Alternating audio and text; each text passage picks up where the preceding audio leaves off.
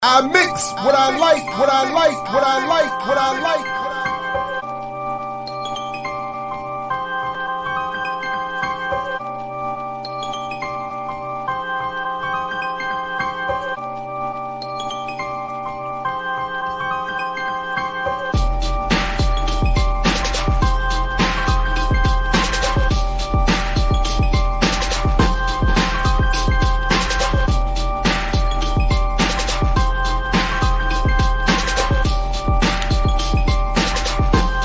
I mix what I like, what I like, what I like, what I like.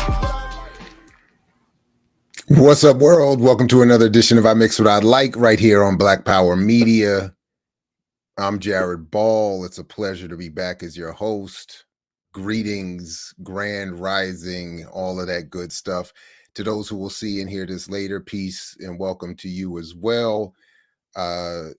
And as usual, we end up with a lot to get into this morning. I look very much forward to it. Brother Netfa Freeman should be joining us, I don't know, at any time. And I don't know if he's bringing any of the Paca crew with him or not. That was part of the discussion, but we'll see. So stay tuned. Reach out and let somebody know to jump in this morning and join the discussion. Please do, again,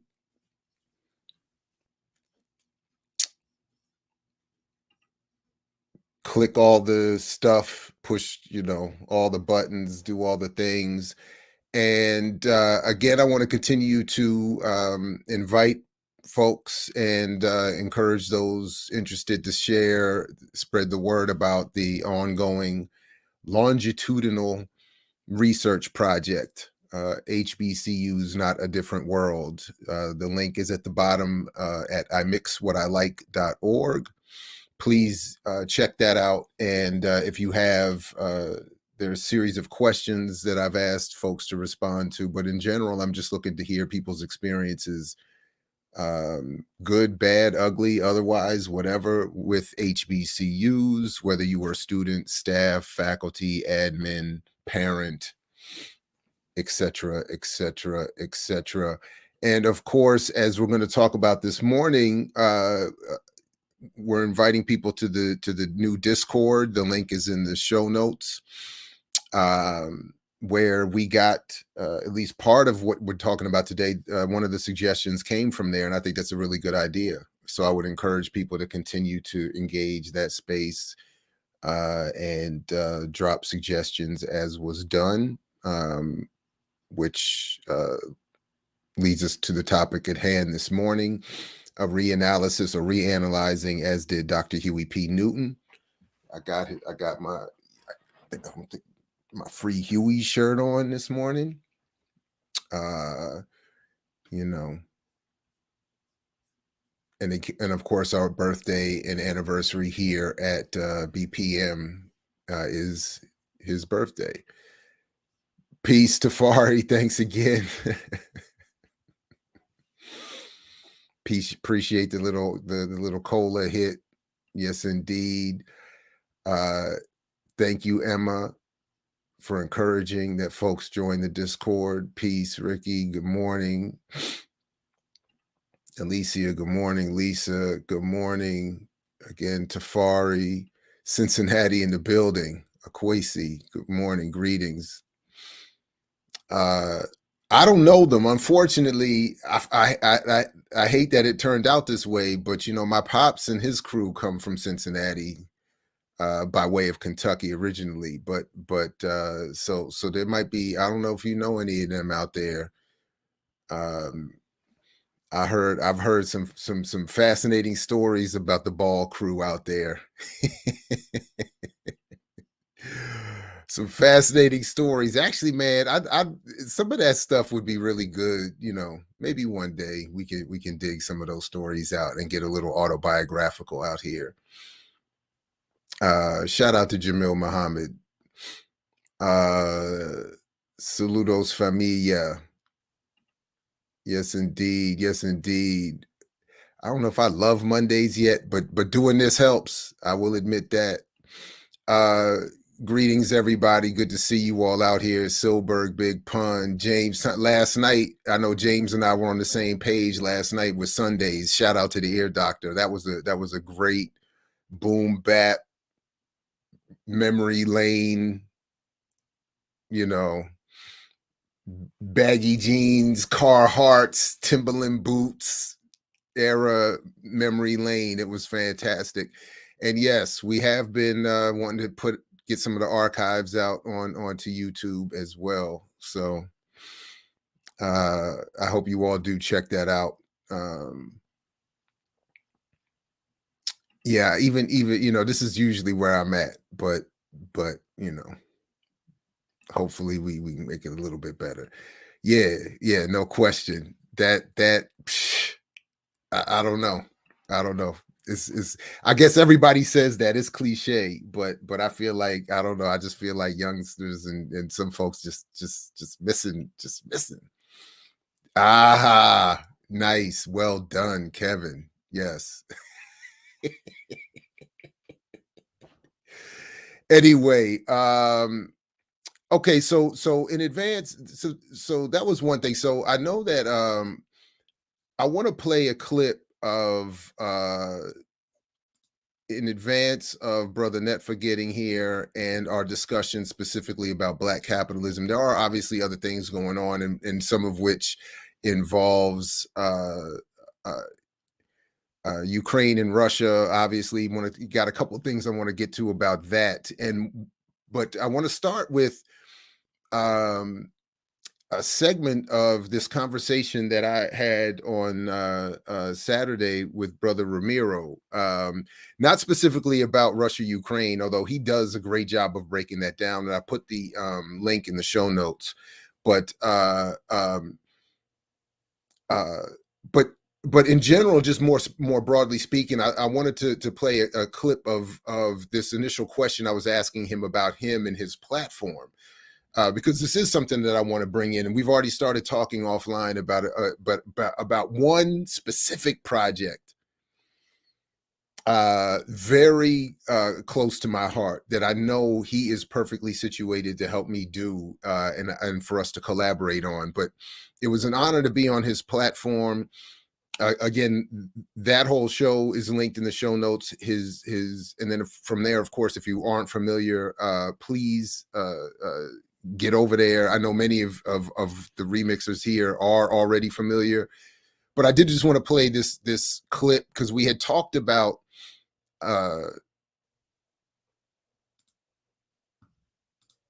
finding ways to collaborate. And one of the issues, frankly, is that the brother is a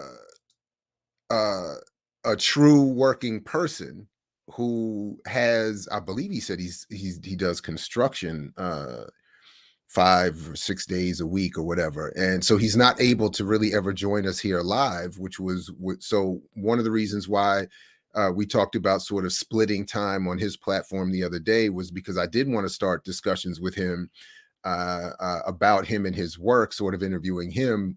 But but I do want to just play at least this clip, and we'll play more going forward, and then find other ways to collaborate, including on this one particular project that I'm very excited to get to busy with, and that I know he can help out. So anyway, so let's just check out a little bit of this. This is again from Ramiro Sebastion Funez's website, or channel rather, Unmasking Imperialism. Again, the broader discussion that he held and hosted in this show and in previous shows on Russia, Ukraine will be talked about a little bit today, but I encourage you to go check out. But let me just get this part in. Really wanted to talk with you about is among other things, the broader perspective that I see you bringing to your platform, that I am selfishly, at least, ignorant of, too ignorant of. That is particularly Latin American perspectives, and then some of that, again, the real left in combination with each other. So even just your edited intro is incredibly powerful and amazing, So I just wanted to hear maybe a little bit more about how you got there, because the Latin American family I married into, admittedly, are wonderful, perfect, incredible human beings, but those politics are not there. So like so my experience with Latin America is much different than Black America and doesn't have that radical. So when I hear from you, I'm like, Dad, that's what I want to learn more about. So if you don't mind me asking, what country are they from? Panama. So I meant to add, when you even were talking about all the invasions.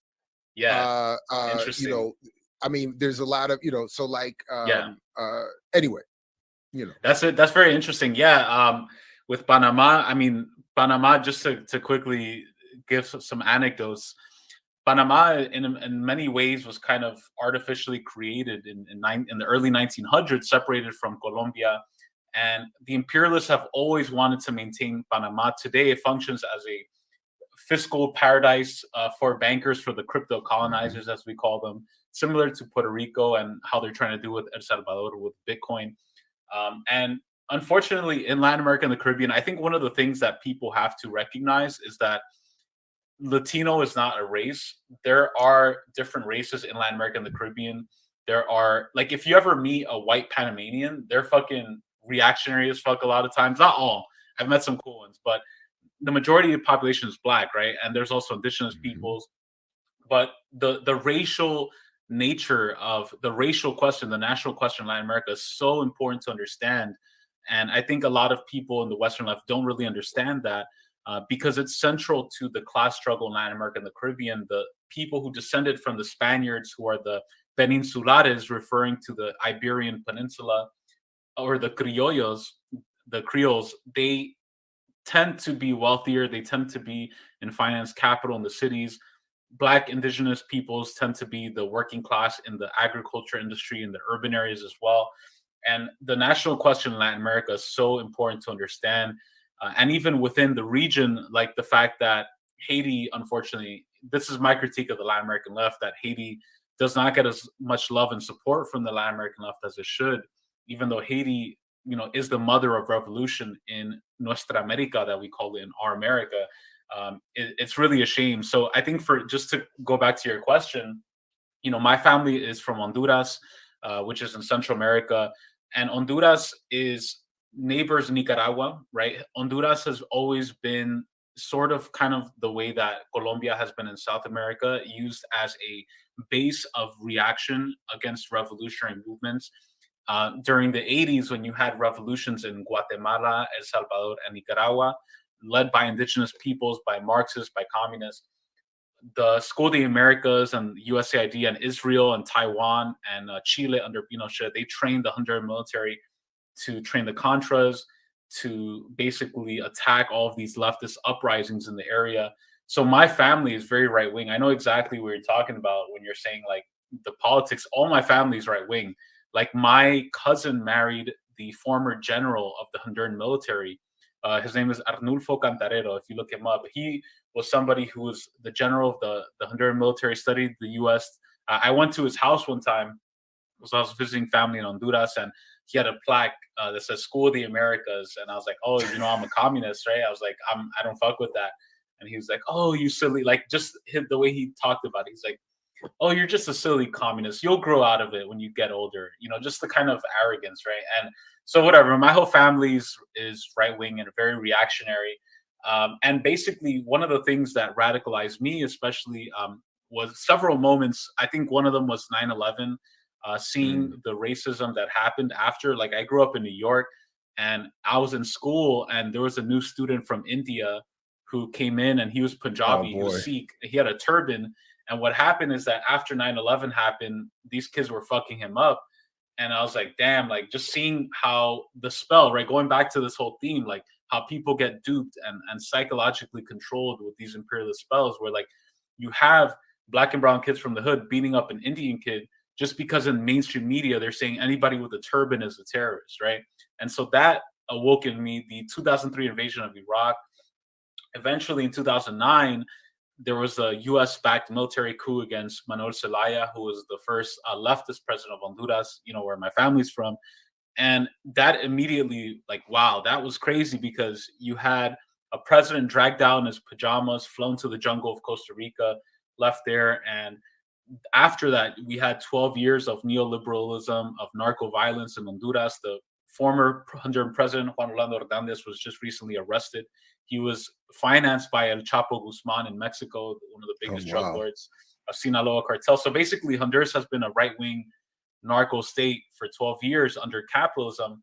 And just seeing that, seeing how the free market and all this bullshit that they say, that privatize everything, the free market is best, the best government is no government, as Thomas Sowell says, right? That kind of stuff.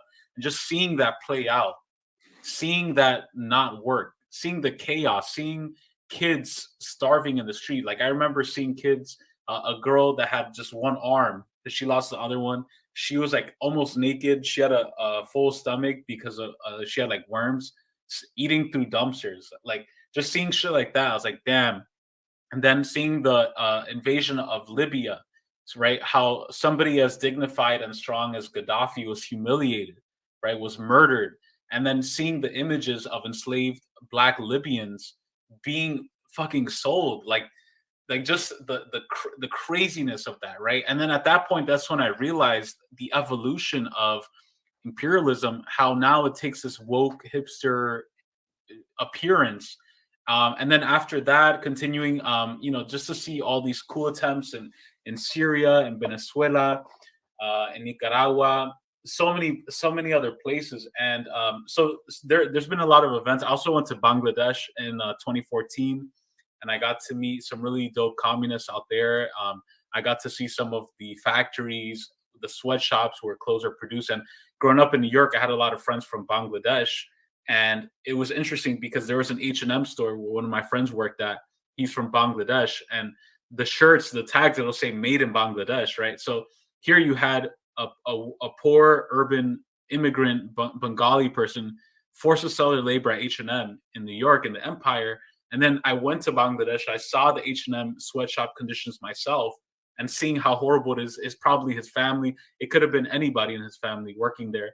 And you see full circle how imperialism connects, like, the super exploitation of workers in the global South, in Asia, Africa, Latin America, and also the super exploitation of Black, brown colonized peoples in the heart of empire. And just seeing that, I was like, holy shit, like, there's this huge system called capitalism, called imperialism, and all of these problems in society can be attributed to that, because we're always fed, and going back to Thomas Sowell, this dogma of like, pull yourself up by the bootstraps. If you're hurting, it's your fault. It's your choice. There's no systemic issues. It's all about your individual choices. And just seeing how capitalism was interconnected to all of these different things just awoke into my class consciousness. And so I'm thankful to be able to have had those experiences, and really amazing people like Glenn Ford, really amazing people who have taught me about real revolutionaries throughout history. Then I started learning about Angola and the MPLA. I started learning about Mozambique and Zimbabwe and ZANU-PF, and I started learning about Kim Il-sung. I started learning about Fidel Castro and the Sandinistas. And it's just from there, just seeing like, wow, all of these amazing revolutionaries fighting against the system, that I discovered how evil and horrible it is. They all were interconnected, right? Like African Cubans went to Africa to fight alongside their ancestors, their sisters and brothers, against this settler colonial empire.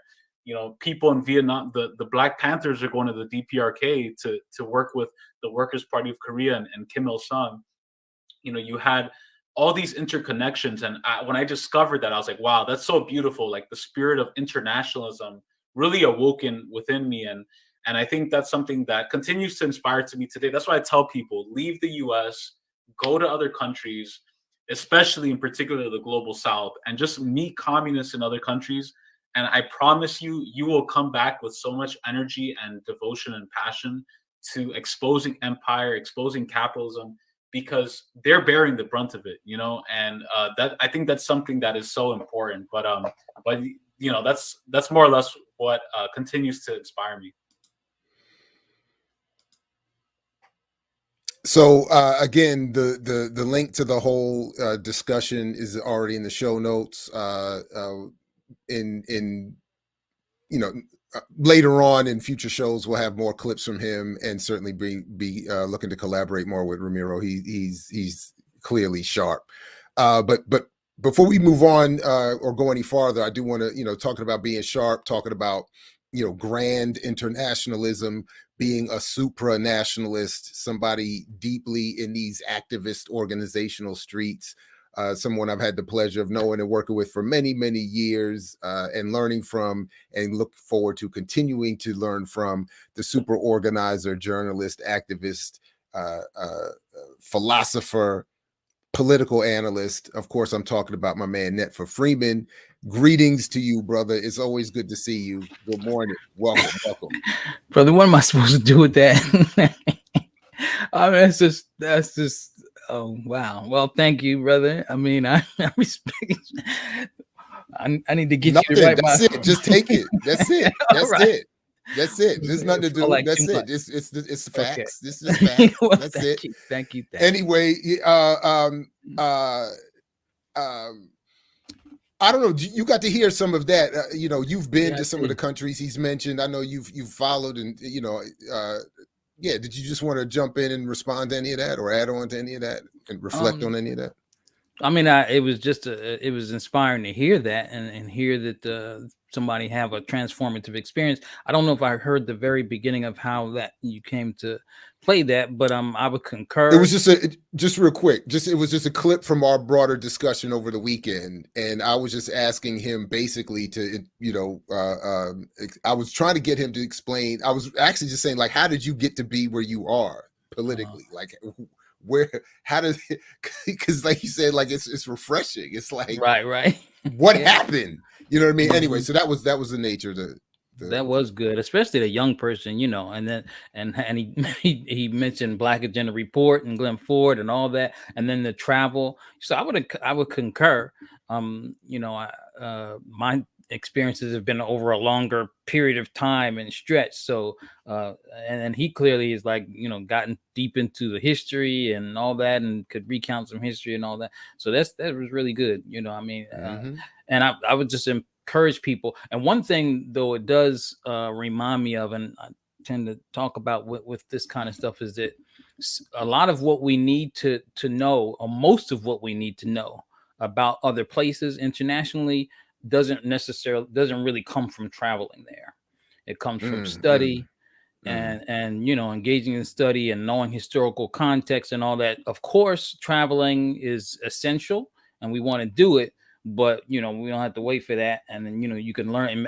In fact, without study, you can go to some place and come back and still not know a damn thing really. That's what true. was happening. That's true. And so I used to go to places and then and then come back and not really. And if I'm debating somebody or in a discussion with somebody publicly, a lot of times people have backwards ideas about stuff, and I don't even say that I've been there. People drop, "Oh, have you ever been there?" People come with that, as if that makes a difference. And clearly, when they say that, it means that they probably have, maybe whatever. But I might say it, and eventually. But the main thing is we got to study. We not to downplay traveling at all. I mean, we want to go there too, and we got to do that just to make international connections, forge international connections, and coordinate our activities to fight this imperialist monster. But and it's and yeah, and the flip side is I hear all the time people will say, well, I was there, so you don't know, or I grew up there, so I would know. And as we know, many people can be born and raised in the United States, and never know two things about what has really gone on here. So all of that, all of what you said is right on. Is right on. Okay, so there were a couple of things that I know that we wanted to get to this morning. But one of which I believe you sent this morning, because some of it is centers around Ukraine, but I think we were in a text group and this was sent because one of the issues that is being confronted now is how African people around the world are being treated as they try to get out of Ukraine. And we're seeing more and more of these reports and discussions. I've seen, I saw there was a, what do they call it? Spaces group on Twitter. I caught briefly about specific to the experience of Nigerians trying to get on a train out of somewhere. Ukraine, I may be conflating it with this story about Poland, but anyway, but the point is it's describing here is that African people are unfortunately predictably being treated as African people often are around the world. And I thought this was an interesting comment, though, that this person is saying that they had a hard time getting even women and children on a train to Poland, but they blame not Ukrainians who are blocking them from getting on the train or who are being given primary, first access, but they say they blame African leaders. Yeah, which I thought was interesting. Yeah, I did too. And I don't think I sent that. I think it was the other person in our group. Oh, But, okay. I understand. That's all right. But when I read it, that caught my attention too. And I don't know. I mean, the first thing that comes to mind, there is something. I guess I don't know exactly what the person meant by that, but we know that Africa is fraught with neocolonialism and leaders that are really beholden to the international finance capital, all the former colonial powers, and that if they were really representative, of a people-centered movement, for justice for Africa and whatnot, we could leverage a whole lot different responses from when we go around the world or how we live. Even those of us, as Africans in the United States, new Africans as others would call us, would have to be in a different situation. So there's, I don't dismiss the assertion, or that sentiment, because it definitely, could be said to have some credibility in that sense. I don't know what the person meant, but that's what I, immediately thought of. That's how I took it. I mean, I took it as they were saying African leaders are not stepping up to help African people. And then, of course, as you said, the first thought I have is, to what extent can they? I mean, this is a part of, even if they wanted to, this is part of the problem. One of the reasons many African leaders are in place is because they don't care about African people. And that's the whole point of the neo-colonial relationship. And then, of course, even those that do care are often not capable of marshaling the kind of resources and political power that would be required to get people in and out of countries all over the world. I mean, you have to have, I'm assuming, some level of cachet and influence and wealth that a lot of folks don't have. And military power, the threat of that as well, of course. About to say that. And then AFRICOM is, as you are often talking about. In fact, maybe we should back up there. Didn't you Black Alliance for Peace and Pan African Community Action? I can't remember which you were. Don't you have a NATO, a U.S. NATO, U.S. out of AFRICOM? U.S. out of Africa shut down AFRICOM campaign that's been going on. That's our, right. But didn't you just tweet something out? So is there a specific event? No, it's not an event. I'll look. Okay. Basically, there's all this going on around Ukraine and Russia, and what's being left out is, we're trying to make sure we're centering the correct thing, and the correct thing is imperialism, and specifically NATO, which is really, if we looking at what the role of the imperialism encroaching NATO on the doorstep of Russia, really, that's really what this is all about. I mean, they kind of try to talk about all kind of other things, and then the fact that you got a lot of Black people who, particularly in the U.S., that are just carrying the water for the Democrats and the United States in terms of on media and putting this out there, not just social media, but of course being the pundits and all this kind of stuff. And so what we're trying to do in terms of putting out information and doing, media spots, and also engaging the contested zone of social media. At least we're trying to make it contested, more of a contested zone, is centered that show that, we have a primary enemy, and it's capitalism and imperialism, and specifically through the AU, the US, EU, NATO axis of domination. And so when we have that type of enemy, and that type of enemy is doing something anywhere, we never want to be on the side of that. We don't never want to, start parroting the talking points of the media, the propaganda that it's putting out. We, in fact, it's interesting because some people, we might even, because we even see some of this with people that supposed to be left leaning, will concede to the fact that Black people are at war.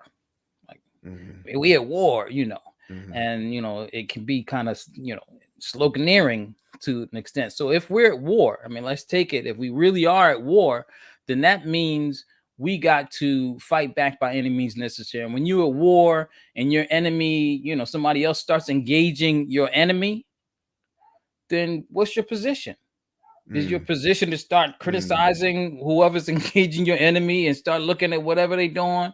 I don't, fuck that. That's, that's a potential ally in the destruction of imperialism. And so, I'm speaking for myself. I guess I should say that, but I think probably a lot of people in BAB hold the same sentiments. But to me, we have to be clear that we are at war. And that when we're at war, the stakes become very serious. And, NATO and the NATO, all the forces, US, France, all of them have been wreaking serious havoc on the continent of Africa and other places where African people are and non-white people. And the death toll of that, because you see all these crocodile tears coming, acting like, oh, the people in Ukraine are dying at the hands of Russia. Shit. I mean, we ain't, man, everybody, man, even my beloved world football and all of its silly coverage this weekend was doing the same thing. They were so they've been doing the whole, we're taking a knee because of George Floyd for the last year or two, whatever, year and a half, and then they added this week wearing blue and yellow, or wearing blue and doing something to reflect the colors of Ukraine, and the commentators and the crowd were carrying the flags of Ukraine, and I'm like here we go. And I'm like, anyway, so it was just, and they were and FIFA I think banned Russian, or sanctioned the Russian Football Federation. So I mean it's something to that effect. So I mean it's that's it, and no discussion, obviously no discussion, no context, because it's sports. So you just already, it's just supplementing already accepted narratives, right? Those aren't the spaces for discussion or challenge. So when you turn on a sports event, you're just getting the full wave of the propaganda. So that's clearly what they're saying. It's like, and everybody, like you said, all the crocodile, like everybody's, oh, the Ukrainians. Oh, and of course, obviously, nobody wants people getting hurt, just in general, right? But damn, I mean, it is just, I don't know. It's wild to just see how it works. Yeah, manufactured sympathy for real. Yeah, and no, go ahead. I didn't. No, I was just going to say, it's just interesting how we do want to acknowledge that this, it's the working class folks that suffer in wars all the time, so the most, and so we'd never belittling that. That's not really the point. But we're suffering constantly, all the time, every day. And I'll just say this in terms of how the U.S. and imperialism, but particularly the United States, leverages its violence against us is a lot these days, a very sophisticated, insidious ways, is through proxy. So that's what AFRICOM is all about. Yeah, no, I had to, that's, I mean, you can't do that. That's the main reason why I like seeing Mohamed Salah score a goal is because all of those Europeans have to sit there and watch him do his Muslim prayer in the middle of the field afterwards, and they can't say it. And they hate it. Right. They're mad. But when he gets down and start, I just, and no disrespect to Islam. Like, I don't mean to be disrespectful, because I'm not interested in the religious side of it. Right. I just No, like the symbolic side. I'm just hating, like, yeah. So I don't mean to be disrespectful to Muslims, but I just love how they have to, and they just have to accept it. And usually they're cheering for it in that moment because it's like, that's their contradiction. But just real quick, in a little bit, when we get to the specific question of Huey Newton's discussion of Black capitalism, Skeptical Mantis, who brought this up in our Discord, if you are in the chat and still are interested, or if anybody else, we can try this morning too. I will put the studio link in the chat, and if folks want to jump on and offer their thoughts, we can do that. The loving debate we were going to have with Diedrich Muhammad this morning, unfortunately, is going to have to be postponed. He has been called elsewhere, but that folds in perfectly with this discussion. His article about Stokely, Carmichael, Kwame, Ture fits in perfectly with what I think Huey Newton is saying, or at least raising as a question. Or anyway, it does. Yeah. It'll be okay. There you are. It'll be a little bit more than I think 10 minutes because there's a couple things we want to get to. So no rush. But I just want to put that out there. Because real quick, specific to this issue of Russia and Ukraine, there were a couple of things that I thought were interesting that I haven't seen discussed that I just are. So one of them was this story here, just the brand agencies that had put their people on alert a few days ago, and trying to get their folks out of Ukraine. And it just was interesting to see how many international brand and marketing companies were stuck there. Because of course, as you, Netfa, and others in our broader circles have been discussing, Ukraine is I think best understood as sort of a satellite of the West post the breakup of the Soviet Union. The capitalists, it's a center of capital and capitalism. It's a center, of course, of even Nazism. So it has all of these perfect imperfections that we would expect would be the playground of marketing agencies, which is, again, from my humble perspective, are akin or another arm of the psychological warfare apparatus, more broadly speaking, of imperialism. So it was just interesting. International brand agencies have been rushing to support their businesses and staff in Ukraine following Russia's invasion. Carlsberg, which has 1,300 workers, shut operations in 2 breweries. Mondelez and Philip Morris International, so that's where all the cigarettes folks went when they got banned here in the United States. They just went to Eastern Europe. WPP is I believe another of Publicis is a major ad agency, ad group, has its folks that is trying to get out. So I just thought that was just interesting. Just to see like the ad. They're gonna get on them trains though. While they deny Africa, unless they're black, they might not get on them. Now that would be interesting. I haven't seen that. That's the one specific I have not found. The black ad reps in Ukraine. How about that? They'll probably get away though. I mean, they're making. I don't know how they do it. We look alike no matter what. I don't know what kind of how they're doing that. But also, I'm sorry, I didn't want to. Go ahead. Because I didn't want to distract from the point of these ad reps, but what we have to do, this issue about denying Africans or non-white people, as I understand it, to be able to get out of the country because of the war. No one's talking about, and we got to talk about. We can't not talk about the neo-Nazi, infestation. I don't know what you call it in Ukraine. The police and the army, which I assume are also the ones managing or fielding people onto the trains and all that. 'Cause that's the images that I saw. That people need to know that, you know, that the Azov battalion and other right-wing groups in Ukraine found themselves they're merged into the Ukrainian army. That's another part of it. In the United States, in the US, this corporate media, and I hear them talking about it because I think the people are doing a good job of raising this issue of white supremacists among them and the neo-Nazis among them, that the corporate media will mention it and say, you know, is it Zelensky? Is that the current president's name? I'm blanking on his name. And he said, well, you know, this is ridiculous because I'm Jewish, right? But they don't mention the Azov battalion and all and the super right. You know, they don't mention none of that. They don't say, well, you know, they just, you know, pose that he's Jewish. I guess he's Jewish. I think it doesn't why really not? mean Of course, much of anything. Look, obviously, a Jewish president is going to be is a sign of the absence of Nazism. In the same way, a black president is clearly, obviously, a sign that white supremacy here in the United States has been eradicated. So that's right. It seems pretty clear to me. There can't be Nazis over there any more than there could be, you know.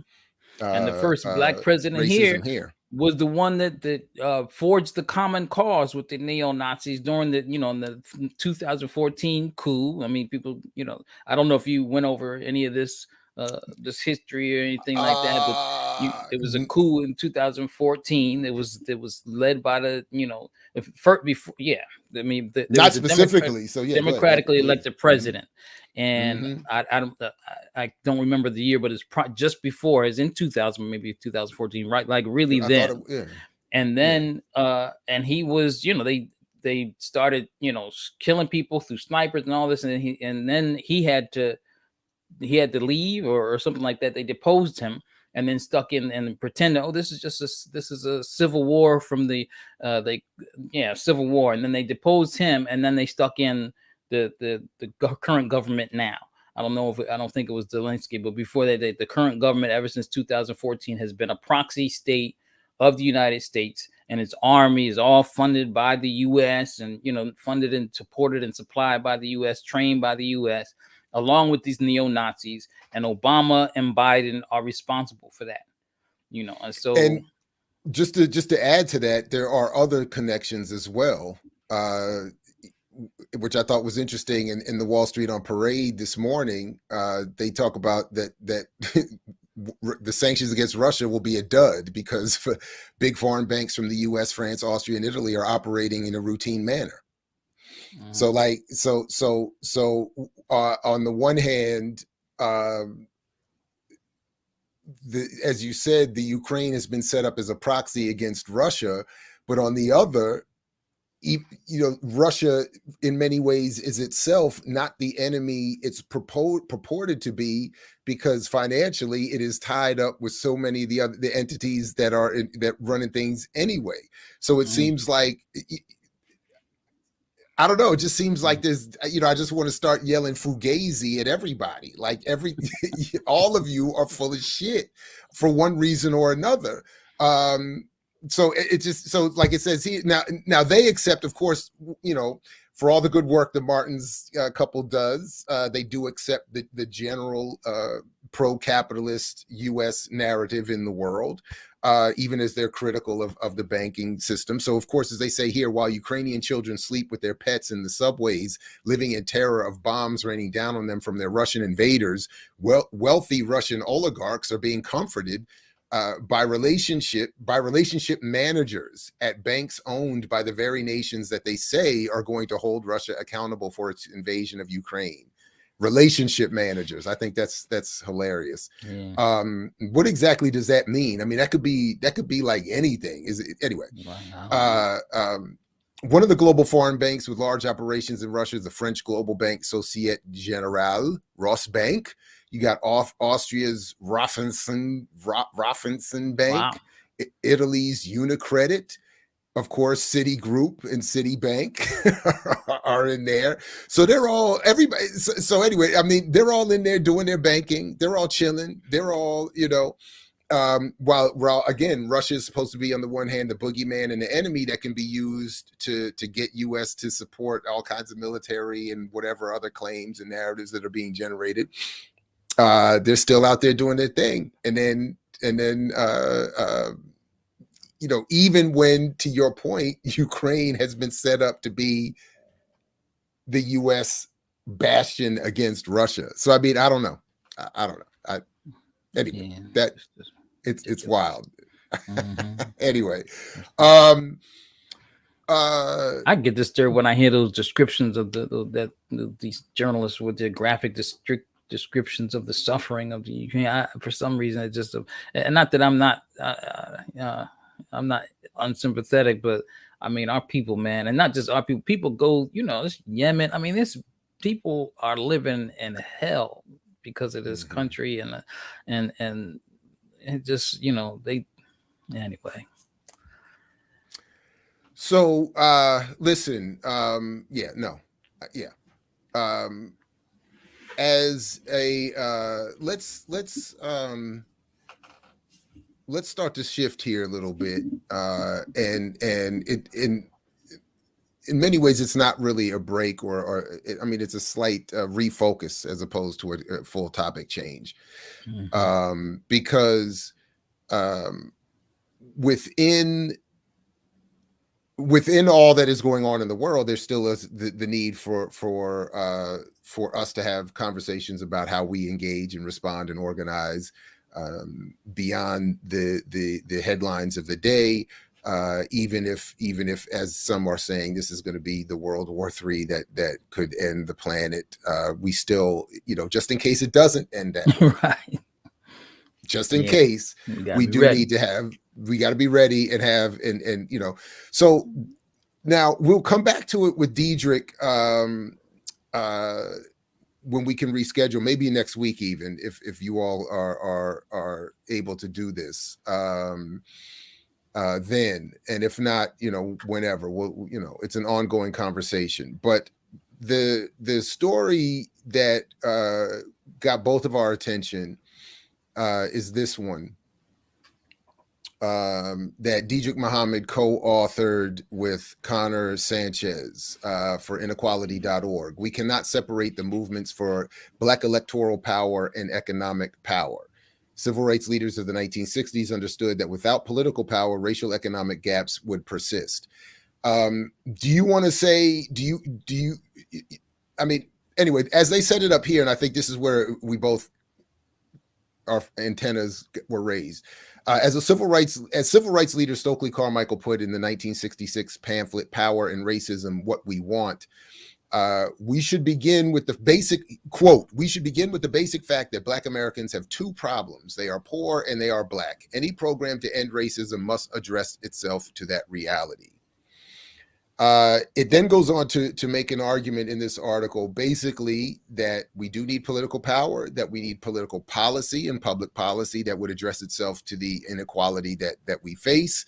And they lay out some of the arguments as to why that is. But Netfa, let me stop there and invite you to jump in, because on its face, there may not need, you know, it may not seem that there would be anything to disagree about. But what is it that right? Go ahead. Now, what is it that so what is it that you were concerned about initially when you read this? Well, there's quite a bit. I mean, and I'm wondering if I should, just for full disclosure, say that this publication, I'm employed at the place where this publication, and all of my remarks today are in no way representing, you know, where I am employed, the Institute for Policy Studies. It's a complete disclaimer, separation. And so, I mean, right off the bat, I mean, there's a lot here. And so the title, I mean, I just start with the title. We can separate the movement for Black electoral power and economic power. One, I would say, well, there's a, you know, I don't know if I would call it a sleight of hand. Maybe it's just being precise, putting electoral power, Black electoral powers, but then later kind of saying political power. So if electoral power and political power in general are the same, I would say that they're distinct. And that also, I mean, there's a whole, okay, so let me just, there's a lot. So then also assuming that at some point in the article, it kind of it says, implies that it kind of, or it reduces the political power simply to electoral office. Having elected officials, and implies that we've some gains that are economic gains because of the 57 black members in Congress, and inversely, because there's no Senate, we don't have power there. And I think there's political powers more than that. I know that Kwame, and even because he's actually referencing, like you said, there was, what was the article, What We Want, Power and Racism, What We Want. In the article, I think is pretty clear. He's talking about something more than this electoral stuff, even though he does talk about electoral politics and the utility of it. He's actually very clear that it's not just that. And he's also talking about community power, community-based power, and not just having some elected officials and them representing, so quote unquote representing us.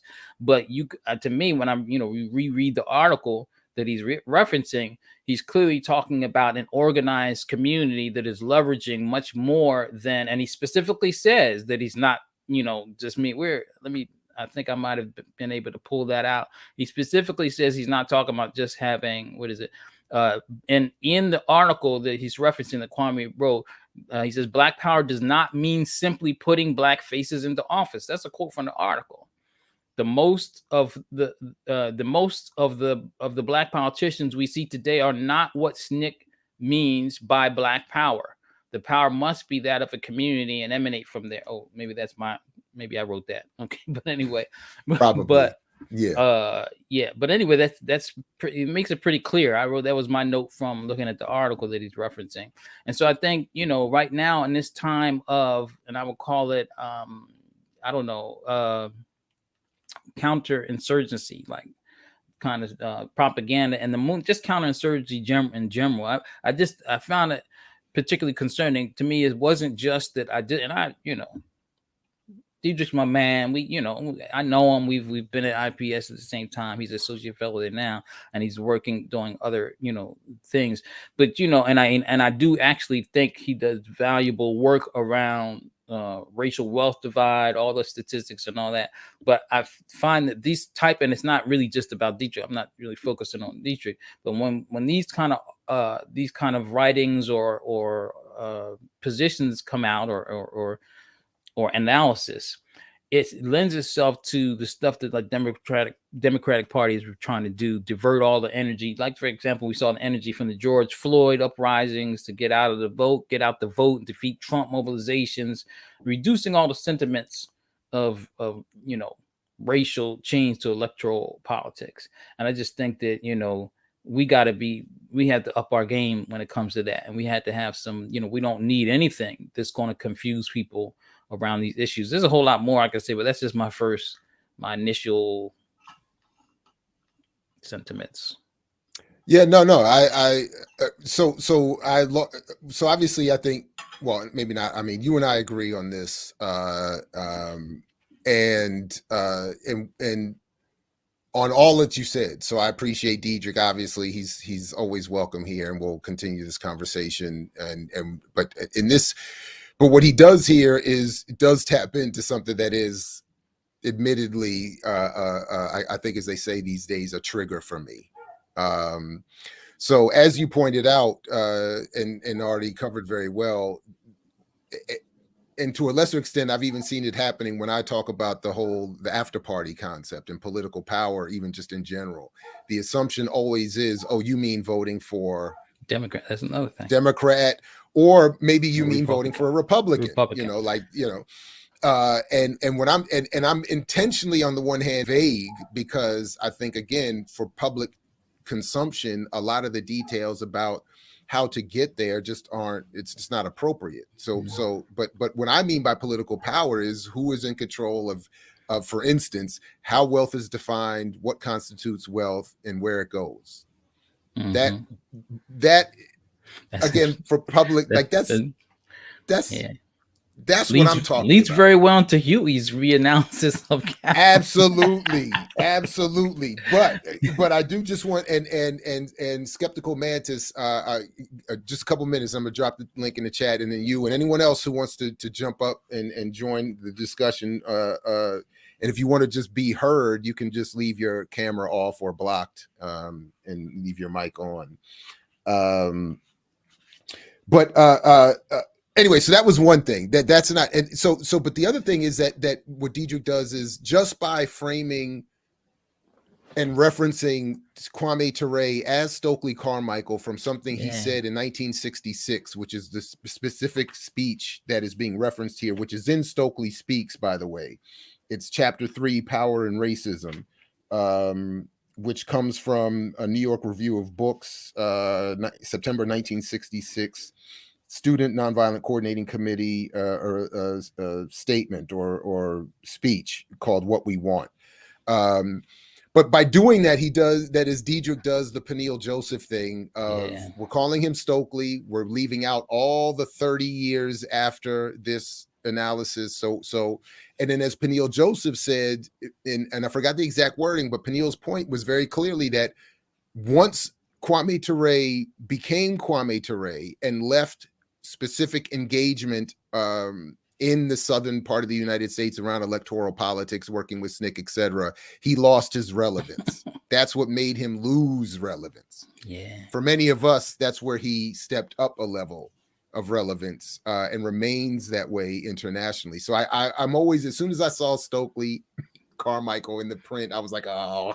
And then as soon as I said, okay, wait a minute, and then I find the speech, I'm like, okay. But even as you point out, especially knowing, see, this is what bothers me, especially knowing the Kwame Ture that would become Kwame Ture. When you even go back and read this, where he is talking about elected office in the South in particular, he's not doing it in the way that is being talked about even in Diedrich's co-authored article. He's talking about the Mississippi Democratic Freedom Party and the Black Panther. Complete. He's talking about the Black Panther. He's talking about oh man, I even had stuff highlighted here. He's talking about, but our vision is not merely of a society in which all Black men have enough to buy the good things of life. When we urge, and this is a definite nice segue to the next part, when we urge that Black money go into Black pockets, we mean the communal pocket. We want to see money go into the community and used to the benefit it. We want to see the cooperative concept applied in business and banking. We want to see the Black ghetto residents demand that an exploiting landlord or storekeeper sell them at minimal cost a building or a shop that they will own and improve cooperatively. I mean, this is so, like, you could even just see he's talking about a different kind of political power. He's talking about a different kind of engagement with the vote and what elected officials should be expected to do. I mean, he said all of the efforts were attempts to win Black power, so like, he's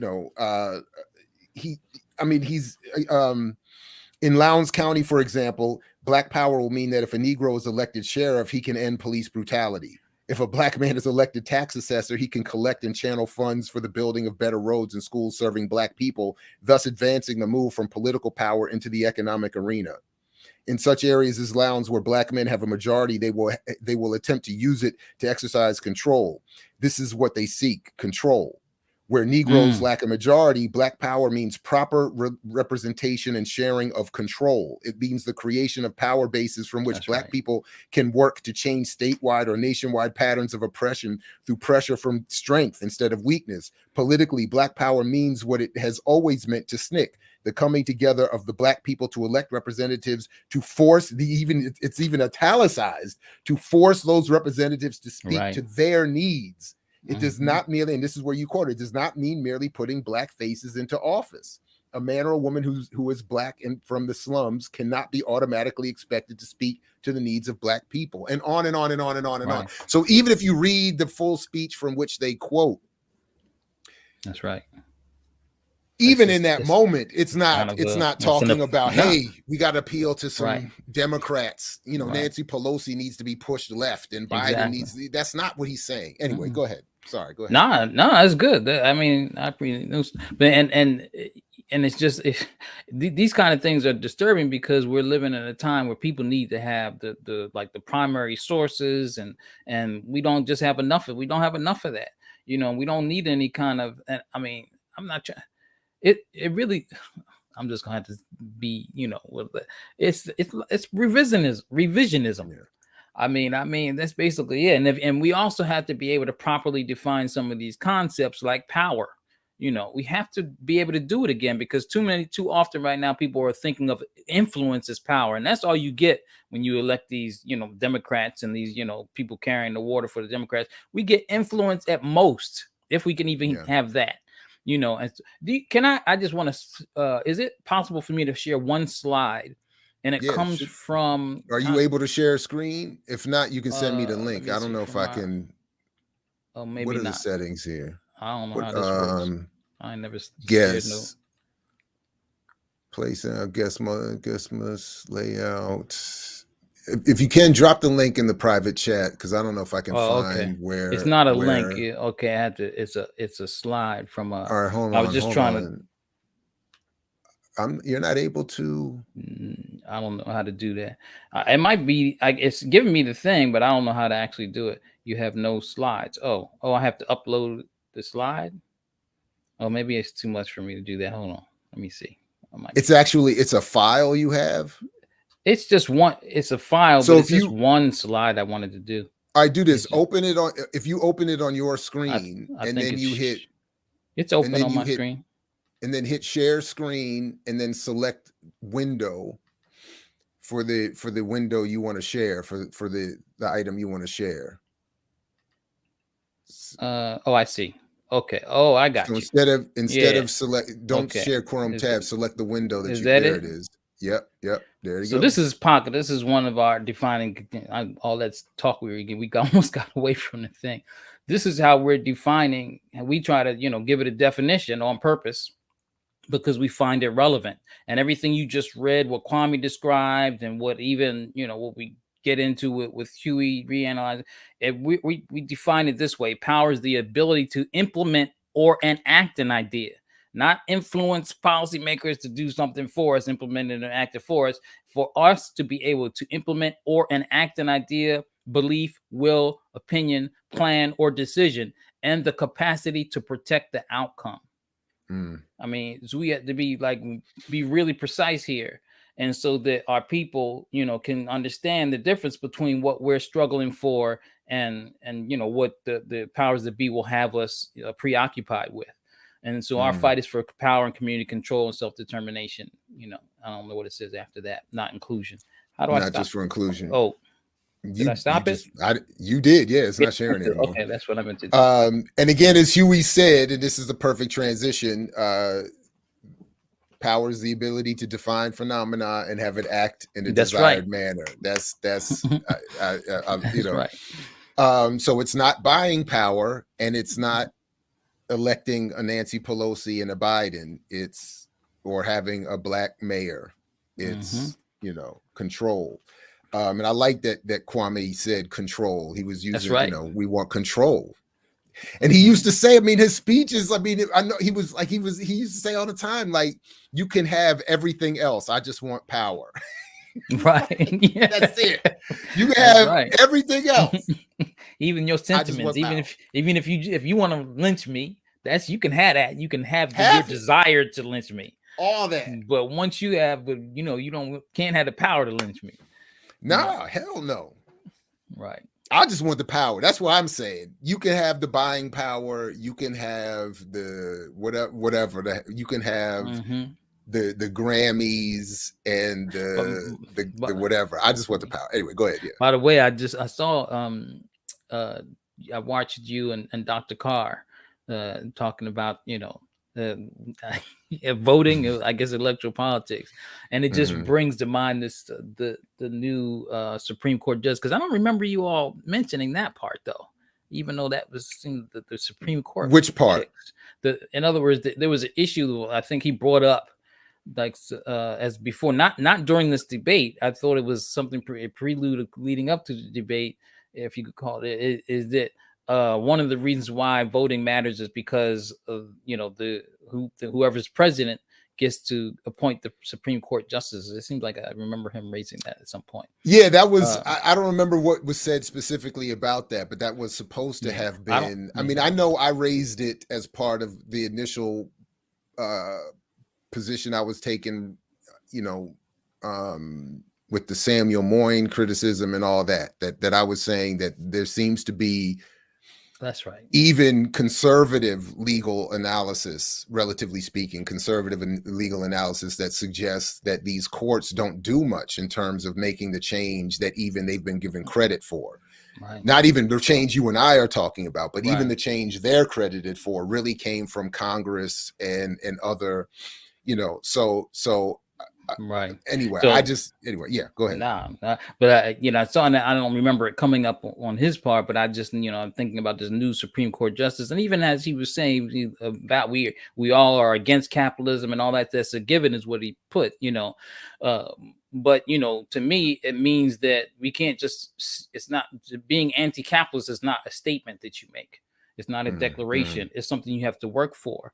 And any of these positions, when we're talking about power and electing people, we can't vote capitalism out, and we can't vote in because they, not as long as they have power and we don't do the organizing we need to do, and I don't know if it'll ever come that way. The Democrats and Republicans, these avowedly capitalist parties, will never, appoint a Supreme Court judge that's going to be, doing the right things or being anti-capitalist or any of that kind of stuff. So there's not even the immediate relief that he was talking about, that doesn't even come through that way. And so we have to state our positions if we want the people to move to that. And we can't state our positions and then still be supporting like Biden or anybody else. We can't say, well, we're anti-capitalist and we're anti-imperialist, but we need to support Biden, at least for now, because he's going to have the Supreme Court pick and all that kind of, I mean, this person that they got now, I mean, by the way, I don't know if we have time or to do it now, or if we want to have time to do it later, but I have a whole thing set up for her, like to talk about with her, Ketanji Brown Jackson. Right. No, because I have notes ready for today on to talk about her. Didn't you have a guest that was coming on? Yeah, I put the link in the chat for Skeptical Mantis, so or anyone else who wants to jump in. But what I'll do is so what Skeptical Mantis did was, and this is what I really appreciate, and I want to encourage people to do this, to first of all, do all of the things, the liking, the subscribing, the bell clicking, and all of that. But also, and this is in the show notes, join the Discord where my quick it seems like Sister Emma is running this thing, and I appreciate that.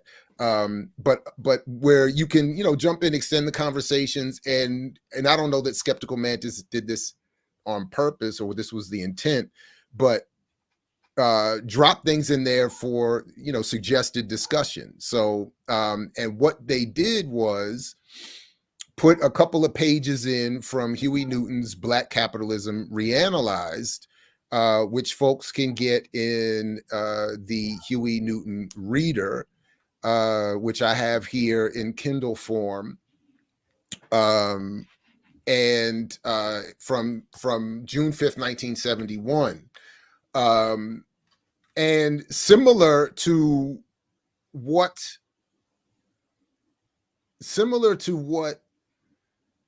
I think, somewhat similar to what I think you and I are saying about Kwame Ture, and even what he was saying in 66. There's something in here that anyway, there's a version of this, and Skeptical Mantis is here with us. Good morning, welcome. Good morning, guys. Nice to talk with you. Greetings. Good Peace, morning. Peace. Good. So did you want to, I'll let you start us off. Did you want to raise maybe why you brought this up or what you wanted us to discuss? Because I definitely have come to my own conclusions, but go ahead. Yeah, well, initially my interest was in discussing Huey's theory of intercommunalism. I've always had questions about this, and it does relate to this essay about Black capitalism.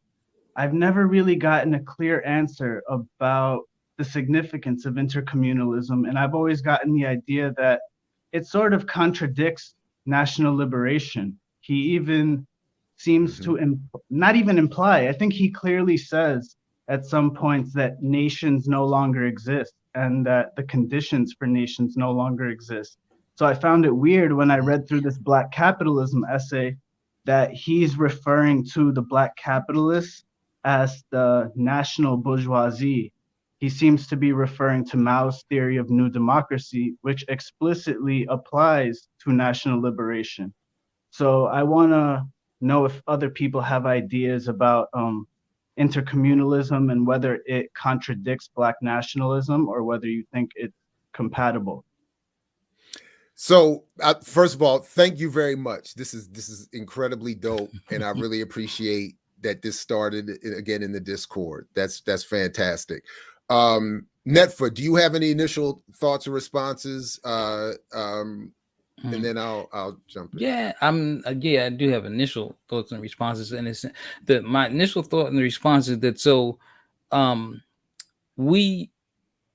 the first thing I keep thinking of is what I hear Duped saying all the time, that all politics is local, and then in what we're trying to do also with community control, and what not just what we were trying to do, but we got it from the Black Panther Party, and trying to start locally where we have to be in a community with Black people, and our people, which are segregated, by the way, for the most, particularly when we start talking about the class element, because that's very important. Black working class people live by and large in communities, that are away from other people, they're distinct from other people. And then when we begin to organize those communities, that's, to me, that's and what I would say is tantamount to establishing a liberated zone, so to speak, or trying to push for a liberated zone, autonomy, political power as we've defined it. Then and that those various communities, I'll just be quick with this, I suppose, that those various organized communities starting to forge connections with each other and having to interact with each other, because it is a globalized world and so many things are, they can't just be isolated to where you are. Then to me, that's tantamount to what Huey was referring to in terms of intercommunalism, which seems on its face to reject or to be contradictory to nationalism, but I don't know that it is. I mean, I think because if we're thinking about the fact that we have to organize our people, one of the afflictions of capitalism and imperialist settler colonial oppression, we're colonized people, is that we're disorganized. We are not organized to leverage whatever we do have and to coordinate our actions and our thoughts and defining, like we say, phenomenon, crystallizing and refining our ideology, which is necessary to wage it, to advance and wage the formidable challenges to our oppression. Then we have to start on these local levels to organize our people. And then on those local levels, we can't stop there because we can't protect and then this is also in Huey's, intercommunal, we can't protect and ourselves if we're only isolated to ourselves and to that one community. Communities have to interact and function with each other.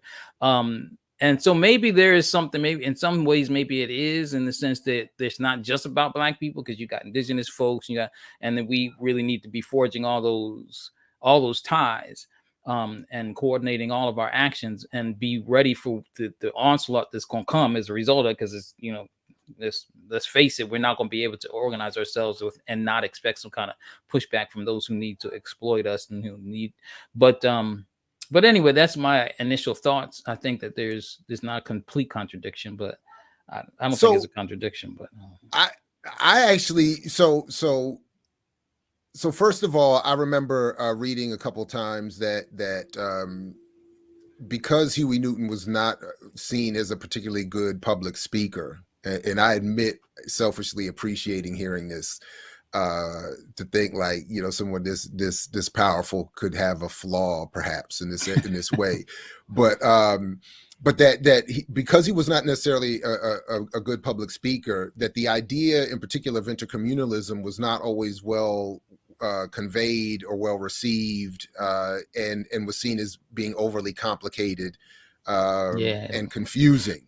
But to me, go ahead, Netfa, did you want to jump in real quick? No, go ahead. Oh, but to me, when I've read, particularly in Huey's in the Newton Reader or elsewhere, his breakdown of it, it seems maybe, unless I've oversimplified it and don't understand it myself, it seems pretty clear that to Skeptical Mantis's point, he does say very clearly the nationalism it doesn't work anymore, because there are no nations to which we can decolonize, and there is no space. And then for my own work, I remember specifically he said, because there's nowhere, no geographic or political border or boundary protects against imperial communication and media. So, the propaganda can be projected across borders. So what he was saying was, all of us in the world, and this is correct, even to the point we were talking about, I think even this morning and the other day, the relationship, and certainly the other day with Jackie, we were talking about the relationship or the impact of Russia, Ukraine on African people and the working people around the world. That Huey was saying we all are connected, but we're currently connected in a reactionary intercommunal relationship, and we need to be in a revolutionary intercommunal relationship where boundaries and borders as they exist are not seen or understood this way. The nations to which we all may have come from, or from which we all have come perhaps, no longer exist, and we can't go back to them. So we need to figure out new ways of working together and relating to one another. Now, the way I've always incorporated it with my understanding of revolutionary nationalism is kind of how I see everything, and even specifically, or even particularly, how people enter political struggle via whatever particular identity, racial, ethnic, sexual, gender, et cetera, that they have assumed. That is, all nationalisms, all identity starting points are valid, equal, and deserve attention and space. But they are starting points and entrance points into a world that is beyond those identities and nationalities, and that needs to be in a revolutionary intercommunal relationship. So it's like, the nationalism is essential for, individual or community identity and radicalization, but that has to be expanded and understood, and recognizing something beyond those particular nationalities. Lastly, in terms of what he says here in this Black Capitalism Reanalyzed piece, and to your point, Netfa, about political power, and even what we were saying just a minute ago about Kwame Ture, the key difference here in this piece that I think is misunderstood, certainly in today's discussions of Black capitalism, and certainly those who are claiming to do the positive version of Black capitalism that Huey discusses here, is the radical political organization initially of the Black Panther Party and then of the community itself. Mm-hmm. So what he is presupposing here, Newton that is, in this piece, is that there is the existing radical Black Panther Party that is checking Black capitalists in the community to both assure that they are going to work for the community, and if not, can be dealt with by the community. He is also presupposing that they will, through, as he explains, a dialectical approach, that is, these Black capitalists and their businesses, that by supporting the positive aspects of their ability to control institutions in our community, the contradictions of capitalism will be exposed and pulled out and put under the light of day, and then radically addressed, in part because there is this pre-existing and presupposed Black Panther Party that is going to help marshal and vanguard this transition. What I'm seeing happen is all of the positive discussion of Black capitalism today is discussed and promoted all over the place, absent an organized Black Panther Party or radical Black community, and absent the check or balance of saying, we're supporting you in your entrepreneurial endeavor. Where is the return that comes back to the collective? You're right. So I'll stop there and let any of you. Okay, well, damn. All right. Okay, I'll take that. but I do want to say very clearly, also, Skeptical Mantis, did you want to jump back in? Because also you raised Mao, and I did want to put on the table that as much as I have, once or twice made attempts, I am by no means qualified to talk about Mao beyond, some of the basics. So anyway, I'll let any of you, Skeptical Mantis, did you want to jump back in? Yeah, I want to say that I think you make a good point, Jared, that Huey's discussion of Black capitalism is very different from how people are talking about capitalism or Black capitalism today as a positive force. Huey is clearly talking about it as a way to get closer to revolution and to use their resources and establish some kind of mutual benefit in the short term while we can get closer to revolution. So that is a good distinction to make.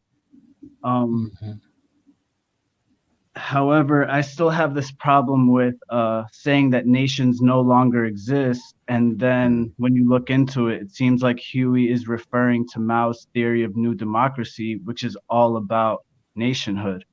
Can you say a little bit more about that? Because I'm sorry to cut you off. I don't know enough. Can you give like a quick?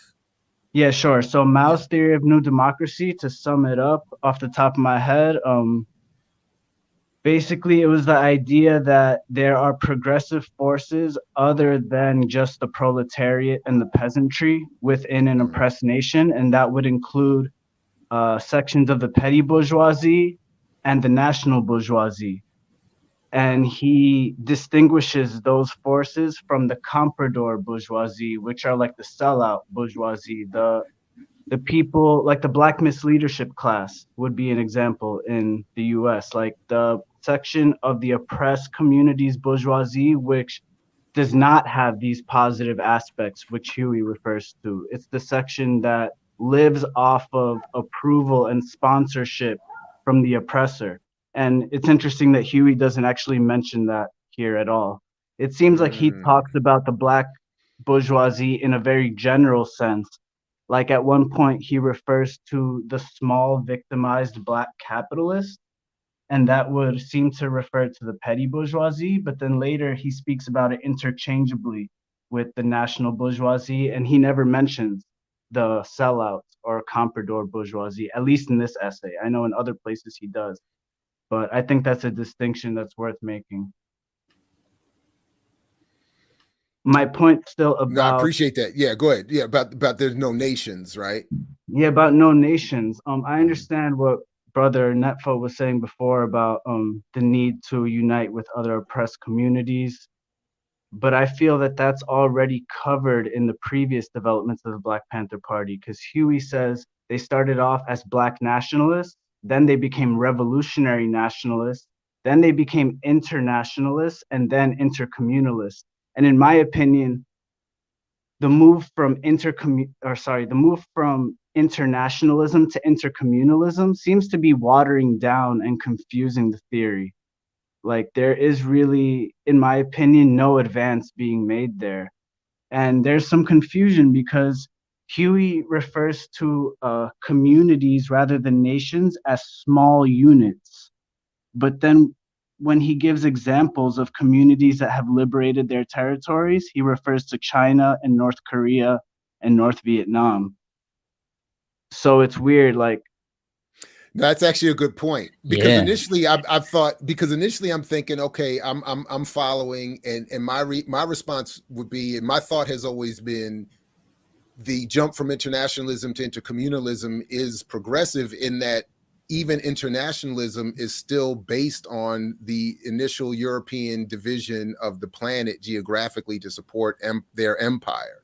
So that by moving, that internationalism still starts with, we are the United States, China, North Korea, South Korea, Ghana, Nigeria, but in an internationalist view has a radical, understanding of their relationship.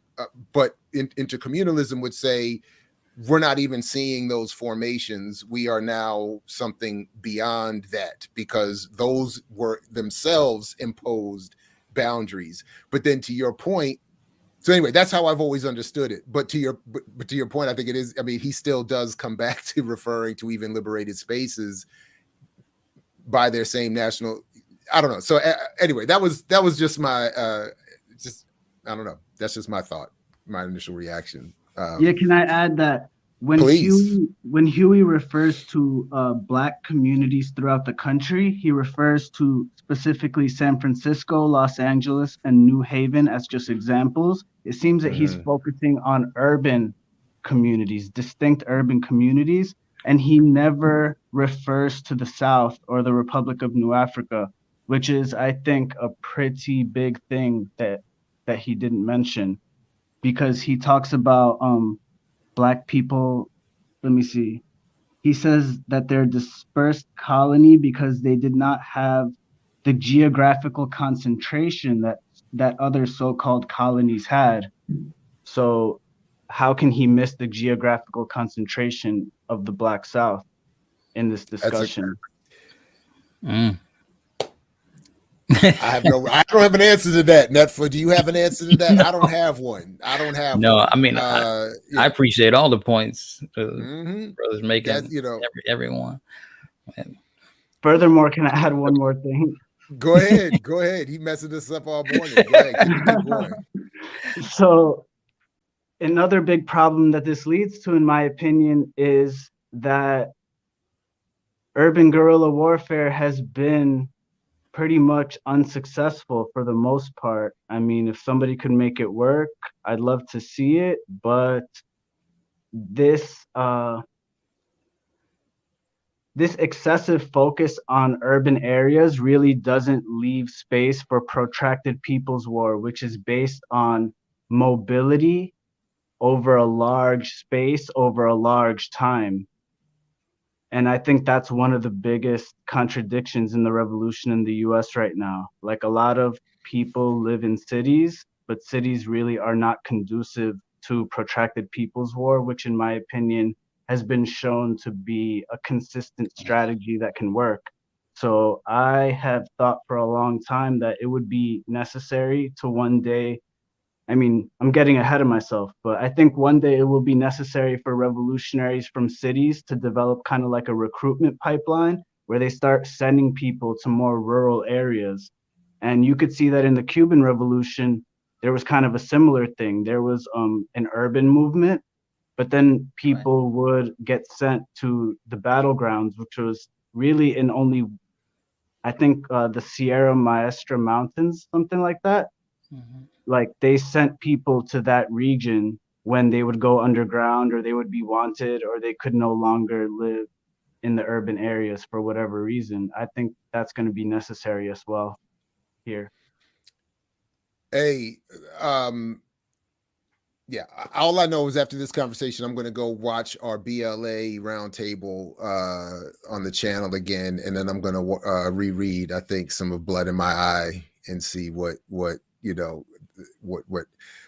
Real quick though, Manny Nile raises this question that I think is addressed by Huey's argument here, that would Huey have considered small business owners as Black capitalists? And and please correct me if I'm wrong here, but as I'm looking even at the highlighted portions here, part of what he would see them as, he would see small businesses as part of the Black capitalists or the national bourgeoisie, as Skeptical Mantis points out. So his positive spin again is to suggest that by changing the Black Panther Party approach to Black capitalism and saying we're not just going to castigate it and condemn it entirely. So I was even thinking, would my own approach be seen as wrong by him today? Because I am very aggressive in condemning it, but he's saying the Black capitalists, the small businesses are our Black capitalists, which is our national bourgeoisie. If we, instead of condemning them, encourage them to play a supportive role, then just by the fact of their existence, the contradictions will become clear and we will see that socialism is the, in fact, necessary step that needs to be taken. But so the main point of this section here is to say we're not going to just come out and condemn them. They are part of the community. They can play a positive role in the community. And then again, because we have a radically organized Black Panther Party and, you know, extended community, we can check them from, you know, becoming a scourge that I think that they are now. So. You know, because as he's saying here, we did not make a truly dialectical analysis of the situation. That's why he's talking about the survival programs pending revolution.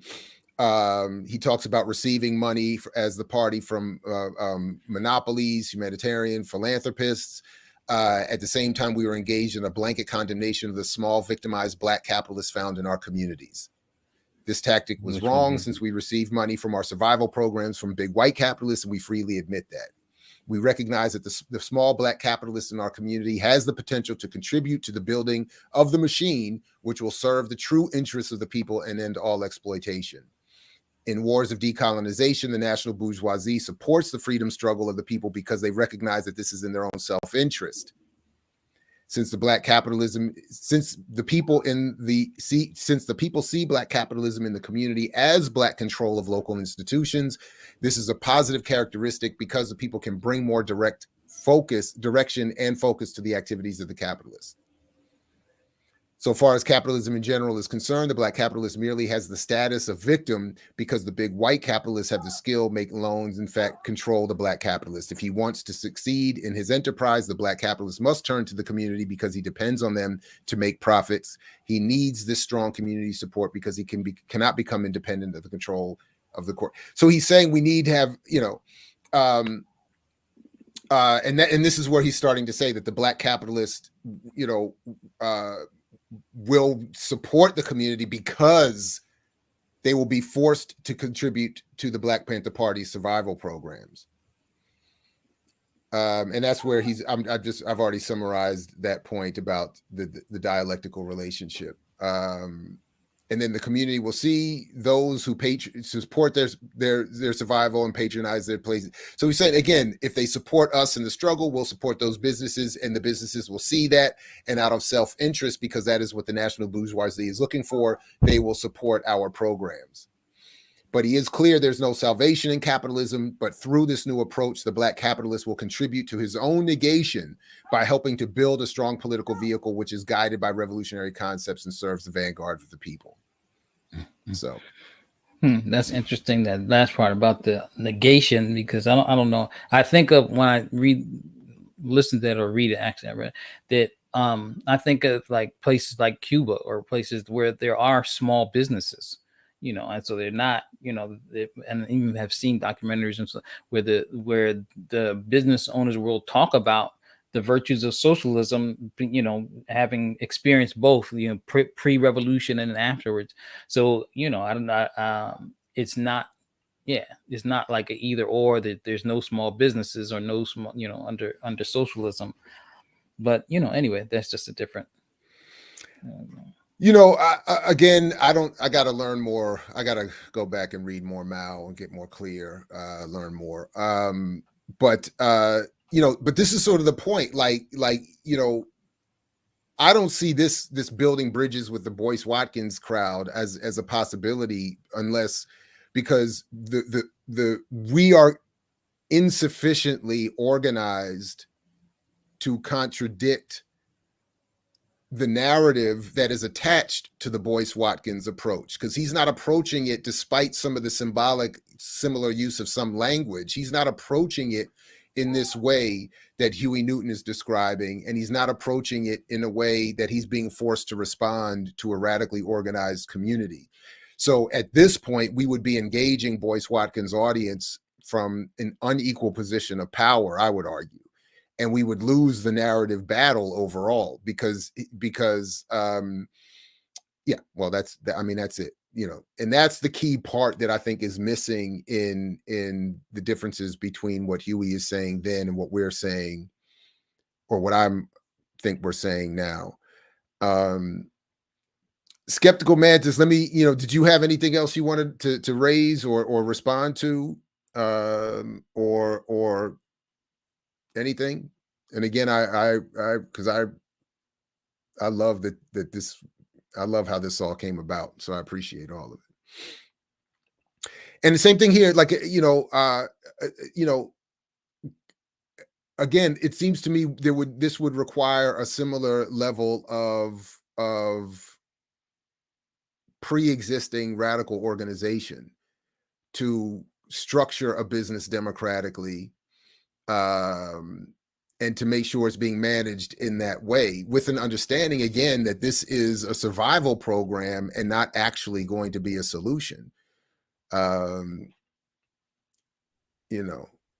Yeah, I want to agree with what you were just saying about how there's an uneven power relationship if there were an attempt by leftist or revolutionary groups to try to like work with Black capitalists today, because there is no Black Panther Party. There's really no revolutionary group that's capable of leading this alliance.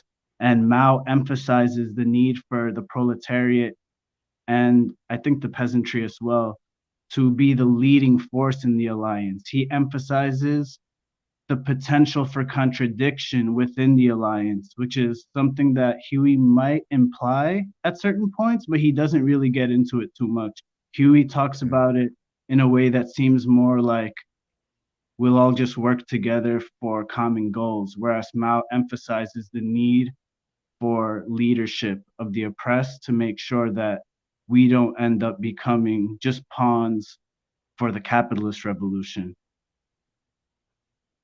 One last thing that I want to point out about intercommunalism that maybe I should have brought up in the beginning is just giving it a bit of context. This is a theory that Huey started promoting when he came out of prison in late 1970. And I think his promotion of intercommunalism was one of the big reasons for the split in early 1971 with the Panther 21 and the people aligned with them. From my understanding, correct me if I'm wrong, I think they also kind of saw intercommunalism as contradicting Black nationalism. And so we should also keep in mind that this was a theory that was supposed to be like really groundbreaking, and a lot of people uphold Huey's theory of intercommunalism, but the Black Panther Party really declined after the promotion of intercommunalism. And I'm not saying that's the only reason, right? There were a lot of reasons, but in my view, intercommunalism has really not been proven in any significant way practically. And I think a lot of people praise this theory and uphold it just because it's associated with Huey, and it shouldn't be uncritically upheld. That's my opinion. So, hey, I appreciate that. So Reef, I see you out here. Again, I've made some arguments about what could happen. I think the platform, more broadly speaking, has some suggestions as to what could happen. But we've even talked a little bit this morning about what would solve the problems is political power. So what I usually find suspicious is when people have what they think is an easy claim that will solve the economic condition, the issues of economic depravity. And usually it has something connected to some kind of investment strategy or circulating dollar strategy or marshaling the buying power strategy. And that's where, I'm just telling you, okay. I mean, okay, right. Okay. That's fine, but I also don't agree. I also don't agree that we need to spend less time discussing ideas and more time building institutions, because most of the building that people do or claim is being done is in service of empire or the enemy and doesn't really help. And we haven't done enough to get our ideas straight. But anyway, go ahead. And Skeptical Mantis, man, I really appreciate you. Thank you very much for joining us and setting up this conversation this morning. I really appreciate it. Yeah, me too. Thanks. Thank you. Yeah, go ahead, Netfa. Sorry. No, I wanted to piggyback off of what you just said in terms of the, we have to, this is about collective political education too. We might need to broaden the arena and the scope of where we're having these discussions. We need to have them in the community. We need to talk and so that they're applied to actual practice, and so that we can take the things that we're doing and the people are engaged in some sort of, political movement building and power building. And I don't mean mobilization. I'm talking about organization, like there's a lot to be learned off of the survival programs of the Panthers, but then also not as where we need to be. We need to be creating, challenging the power structure, and creating alternatives and then involve the most oppressed of our people, and so no, we don't need to not have debate and struggle and philosophizing. We need to actually marry that with our revolutionary action. So, but check this out. So Reef, who I think is a little bit off the Reef this morning, is saying that this is disappointing and it's a stale argument. But then you just also said that we've had black faces in high places and gotten us nowhere. So it's suggesting to me that you've come in late and not paid much attention, because that's not what. So I would encourage you to go back and watch from the beginning,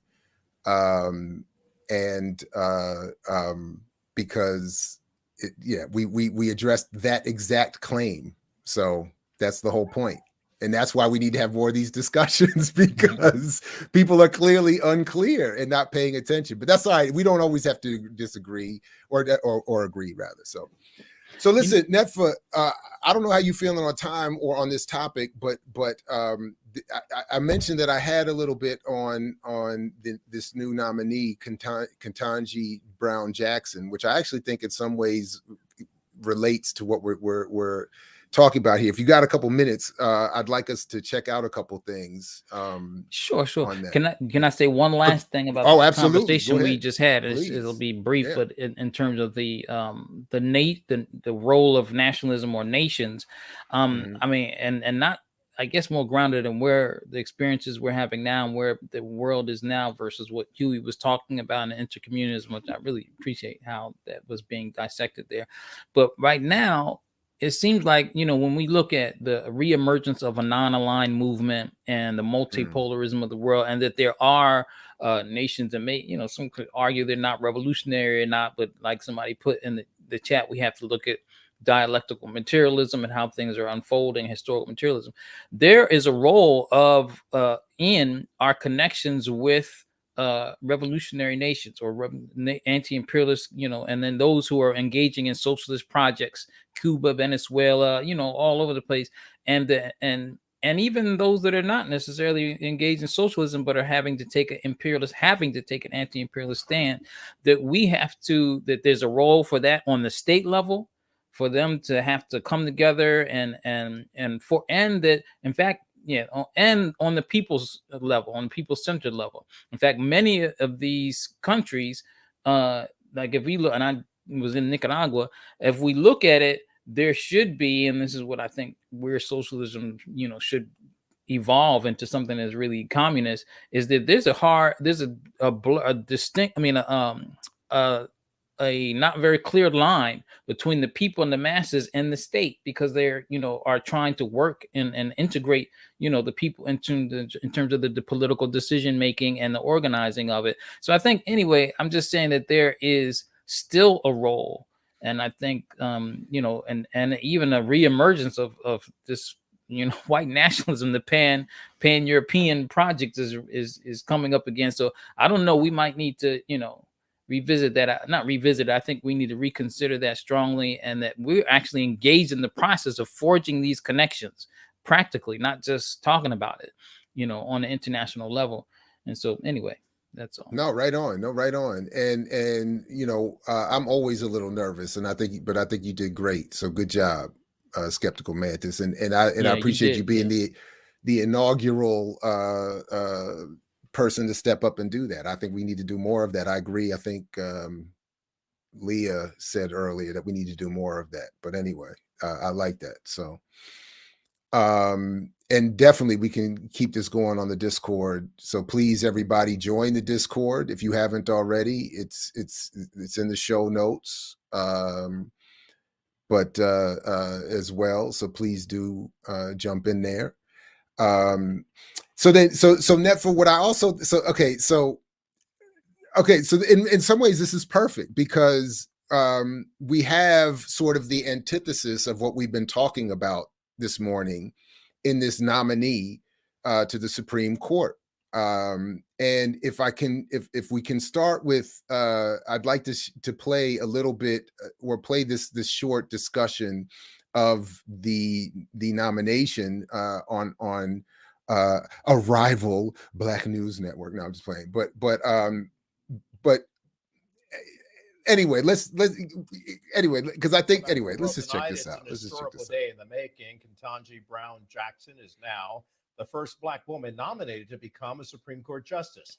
Jackson is expected to meet with senators next week, a common practice for nominees, qualified and capable. 2 words used to describe Judge Ketanji Brown Jackson, nominated by the president today to the Supreme Court.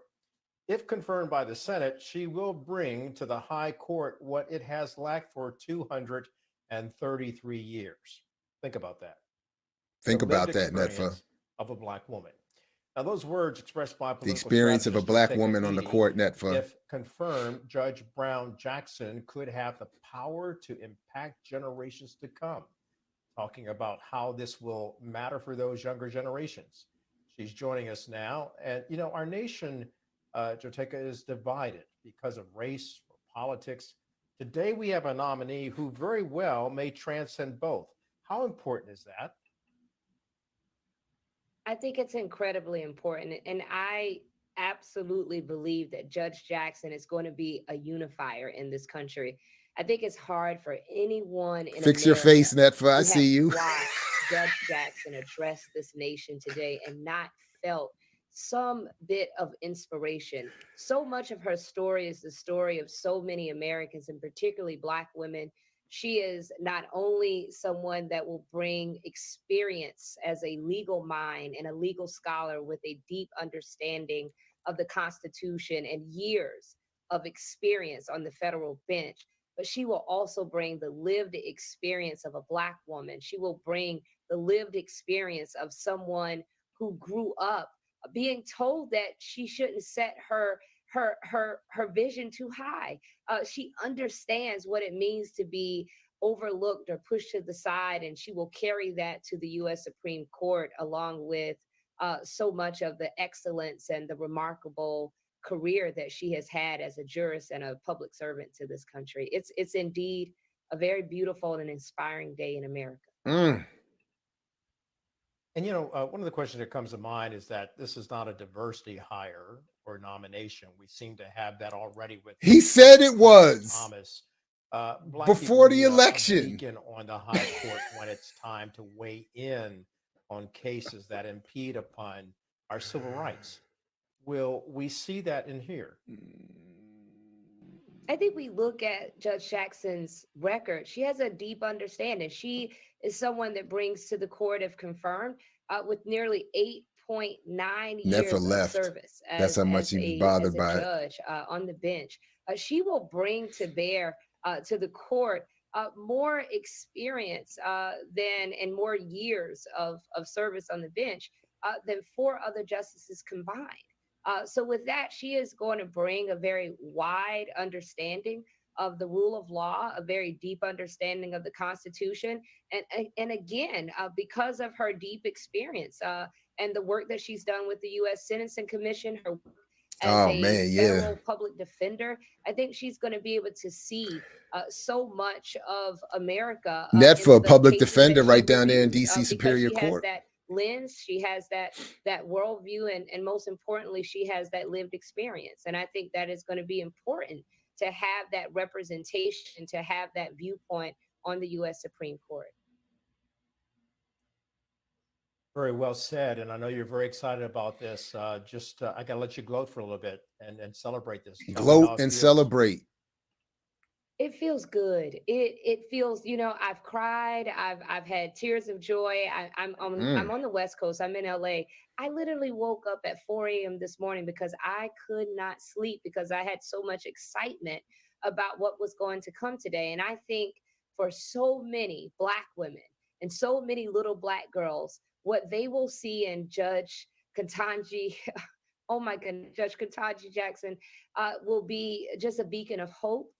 She will be a reflection. She is someone that will show us that for so many years, for 233 years, as I said, the U.S. Supreme Court has lacked the lived experience of a Black woman. And for far too long, that U.S. Supreme Court has had a cement ceiling. And today that ceiling has been just shattered into a million pieces. And I just feel incredibly honored and proud to be able to witness that today. Take a Edie, political strategy. So that's where a lot of it is starting, and I've seen already so many versions of that in particularly Black targeted media. So I wanted to quickly start there, but others have pointed out, of course, that not only because it obviously. And I recognize always the contradiction of me finding issues or thoughts about this, but she is married to a white man. As I was told, all of the women who were considered for nomination, all of the Black women have white husbands. I don't know. I just thought, anyway, that was just, but, the emphasis on her being a public defender and in addition to being a Black woman and being the first to bring that was something else that has been discussed in terms of her as it's described here being a trailblazer, but there was something in particular. Look, I haven't seen much that says, there was just a couple of things that were said in this, again, about her being a public defender, which, but I thought this was actually pretty interesting. And I made a note asking if this was all that needed to be said about who she is and why she would have been nominated and why she might win, is because it says here, perhaps the most prominent of her opinions was an opinion ordering President Trump's former White House counsel, Don McGahn, to appear before the House Judiciary Committee to testify in its investigation into allegations of Russian interference in the 2016 elections. So as I'm reading this, at least, she is clearly within the dominant, particularly Democratic Party narrative that Russia interfered and got Trump elected. Mm-hmm. And she's willing to even, as a judge, go after President Trump's people. All right. That's how it starts. Right. And then it says here, in it, she wrote, quote, "Presidents are not kings. This means they do not have the subjects bound by loyalty or blood whose destiny they are entitled to control," end quote. The opinion, which numbered some 119 pages, and this is the part where I think they get slick, because it's already been said that she writes long opinions, right? The opinion, which numbered some 119 pages, took 4 months to write, however, and allowed Trump to essentially run out the clock as president. Ultimately, McGahn did finally testify before the committee in 2021 after the Justice Department, by then under the control of the Biden administration, and the committee reached an agreement on the terms of his testimony. So in other words, she's within the narrative for the Democrats that Russians got, blocked Hillary. She's willing to go after Trump's people, but in such a way that doesn't really attack Trump and put her too far out on a limb that would get her too much seen as a threat that would block her from both being nominated and potentially selected. So in other words, it's a lot to me of that symbolic Democratic Party nonsense of, I'm going to throw you a symbol of, I'm a public defender. I'm going to challenge Trump. I'm going to, once I'm a judge, I'm going to challenge Trump. I'm going to, defend the Russiagate narrative, but I'm going to write a long opinion that's going to hold up, the process from anything actually happening as a result. And Trump's gonna be able to do what he's gonna do, and they're gonna move on. So I thought, I was just like, anyway, that's how I read that. All right. Yeah, and then, me too. So then here, just one more piece from this story, right? She's asked, do you think that the U.S. criminal justice system is systematically racist or infected with systematic racism and bias? All right. Her response was, those are not terms that I use in the law when we look at issues of race, she replied, adding that in examining whether there has been race discrimination, courts, quote, will generally look for attorneys to prove up discriminatory intent, discriminatory impact, in some cases retaliation. There is no Supreme Court doctrine that speaks to systemic racism, and those aren't words that I've ever used in a court of law to make claims based under the Constitution or applicable statutes. End quote. So again, as I humbly read that, don't go looking for me to be some black activist judge talking about systemic this and defending the specific interests of black people, because the Supreme Court doesn't talk that way, and I don't use that kind of language in my work. Now, she could be on some, I haven't read everything, whatever. She could be on some super, what do they say, 4D chess, Jedi mind tricking, and whatever. Anyway. Well, it's not like they didn't know she wasn't going to print that answer. They know all about them by the time they get up there. By the time we're reading and seeing stuff like this, they've already done their vetting. And their vetting is, they check for all that. There's no Jedi, no abilities there for them, And so, and you could clearly, and if we look at the whole, even just that clip before you played, it made me think of how much of a disregard that the black bourgeoisie at that level has for black people, talking about how what this means for us. And here we are, decades, centuries, suffering the way, the has for the working class, I meant to say, it has for black working class, and it's like, that means so much, but yet we still could be suffering as even more so than, sometime of some decades ago. And that they think that means, this individual, accomplishment, this individual achievement is supposed to represent something for the rest of the people. And it just doesn't mean anything. And all this old pride and, people will be able to, black little girls will be able to look and say, I too can be a part of the racist, settler, colonial, imperialist system. That's important, Netfa, for their self-esteem. Man, but they do it to us all the time. I mean, it's over and over again, this whole thing. Anyway, it's the same talk. Yeah, no doubt. Absolutely. So anyway, we have a lot to look forward to with our first black woman Supreme Court justice. She's bringing this what has never been there before, perspective that has never existed before, and that once there will fix everything. Yeah, I noticed that they didn't pick a prosecutor. They don't pick prosecutors now. They saw how people, Kamala Harris was, denigrated as soon as they raised her up in it. But yeah, I thought about that too, and I again, the symbolic nature of her being defined as a public defender, which is generally associated with the better end of the law, is going to help. And but if part of being a public, if part of that means you cannot acknowledge, by the way, what that also, that's the point I also forgot. Because I was going to say, if you can't acknowledge a systemic nature, a racist, systematic racist, or no critical race theory nature, there. That's what I was that was the point I forgot to make. That you don't, that she's saying, I'm not critical race theorist. Don't worry, because that is the complete antithesis of Derek Bell. So I would be interested, if anybody finds it, join the Discord and let us know if she has ever written anything or said anything specific about CRT or Derek Bell. That would be, I might look for that too, but that would be fascinating, because that would have mean it got by the vetters. No, I'm saying if she did, it was probably to say, man, these guys are wrong. Yeah. Derek Bell is wrong. How dare he conclude That would because be we don't interesting to use that find. kind of language around here.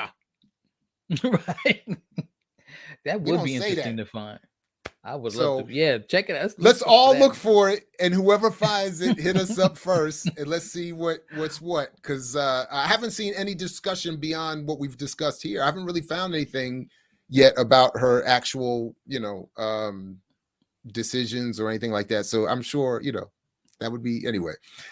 Netfa, look, man, I've held you up all morning, and I love it. Oh, man, You're welcome back anytime. thank This you. is fantastic.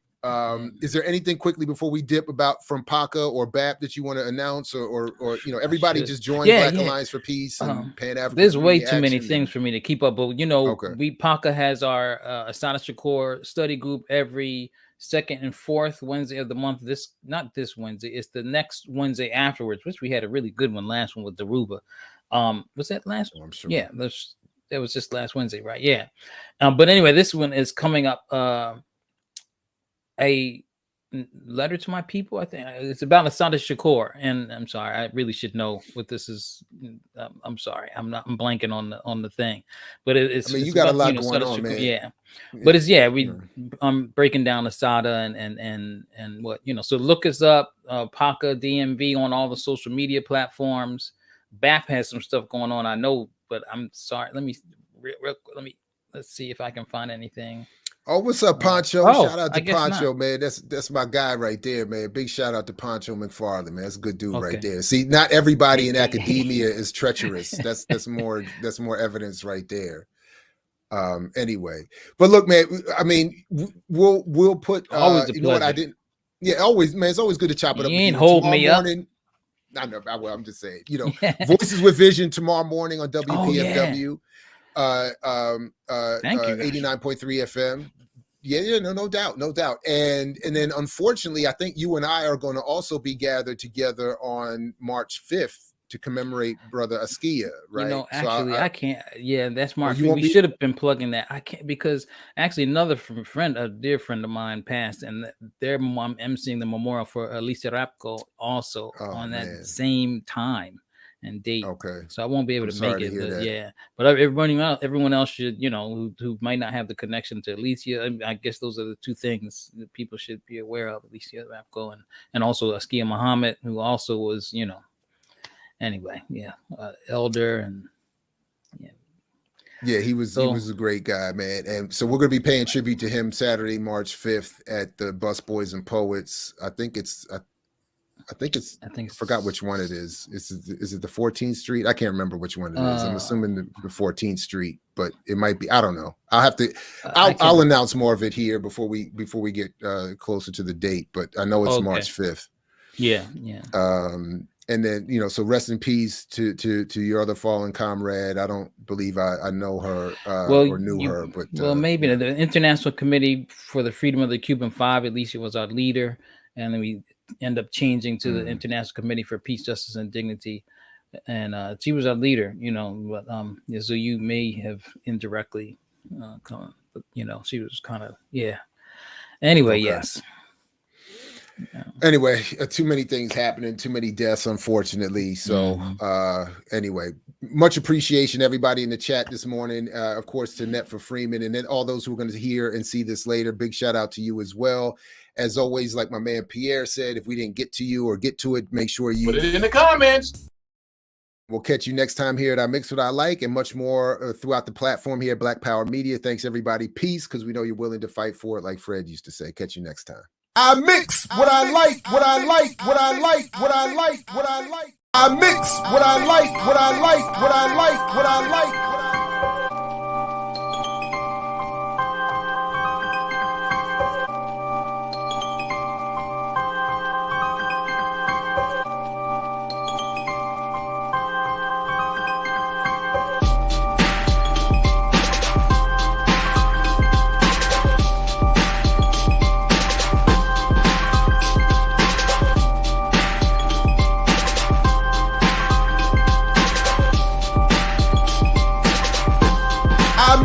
What I like, what I like, what I like, what I like.